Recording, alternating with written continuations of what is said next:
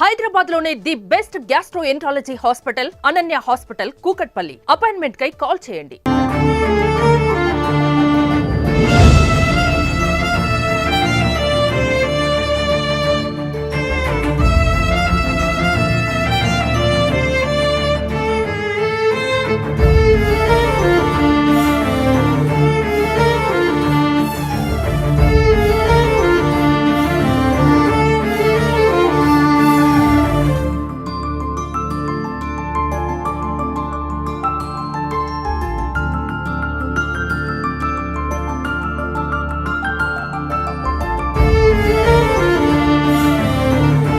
తన ప్రేమ కోసం కన్నవాళ్ళను సైతం వదిలిపెట్టుకొని కట్టుకున్న వారితో కోటి ఆశలతో సాంసారిక జీవితంలో అడుగు పెడితే తన ఆశలు ఆదిలోని అడియాశలు అయితే అని అనుకోలేదు ఈ అభాగ్యురాలు. ప్రస్తుతం ఇదంతా పరువు హత్య కేసు అనొచ్చు, కులహంకార హత్య కేసు అనొచ్చు. ఏ హత్య అయినా కూడా మొత్తంగా ఇందులో ఒంటరిగా మిగిలిపోయింది మాత్రం మనం చూస్తున్న భార్గవి. ఈరోజు స్నేహితుల కన్నీటి నివాళులు, కట్టుకున్న భార్య మొత్తం కన్నీరు ఇంకిపోయేలా చేసిన కన్నీటి మొత్తం సందర్భంలో కూడా ఈరోజు 10వ రోజు వేడుకలు అయితే అంగరంగ విషాదకరమైన వాతావరణంలో జరిగాయి. ప్రస్తుతం మనం చూడొచ్చు, కృష్ణ సమాధి వద్ద ఉన్నాం. కృష్ణ సమాధి వద్ద ఏదైతే కృష్ణకి ఇష్టమైందో అంది స్వీట్స్ కానీ, కేక్ కానీ, ఇవి సాఫ్ట్ డ్రింక్స్, ఇవన్నిటిని కూడా, ఫ్రూట్స్, వీటన్నిటిని కూడా కృష్ణకు ఇష్టమైన ఆహార పదార్థాలన్నింటిని కూడా ముందు అక్కడ కృష్ణ సమాధి వద్ద ఉంచే తర్వాత తన తినాలనే ఉద్దేశంతోనే ఉదయం నుంచి కూడా ఏమి తినకుండా ఉంది భార్గవి. ఇదొక్క రీజన్ చాలు బంటిపై భార్గవికి ఉన్న ప్రేమను చెప్పడానికి. మనం ఒకసారి అయితే మాట్లాడదాం.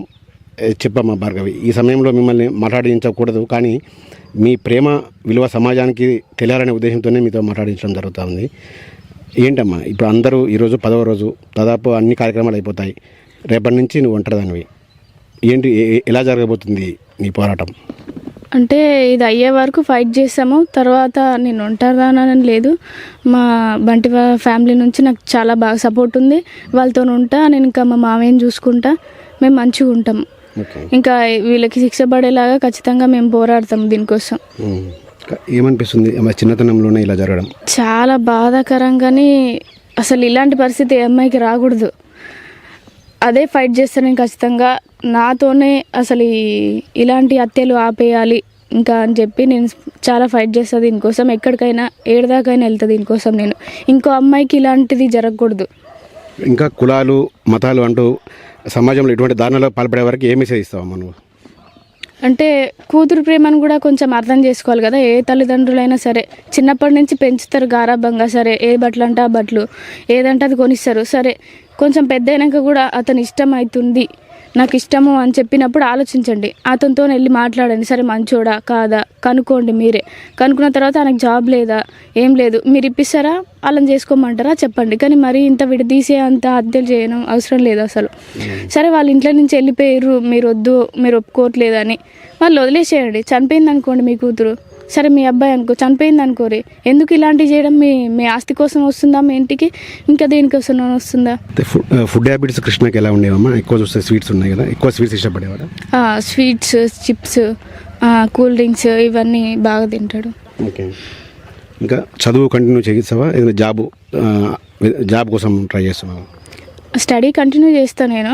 నాకు ఏదైనా ఒక ఉపాధి కలిగిస్తే ఇంకా నేను మా మామయ్యని చూసుకోవాలి కదా, అది చూసుకుంటే నేను చదువుకుంటా. ఓకే. ఇంకా యూత్కు ఏం మెసేజ్ ఇస్తావు?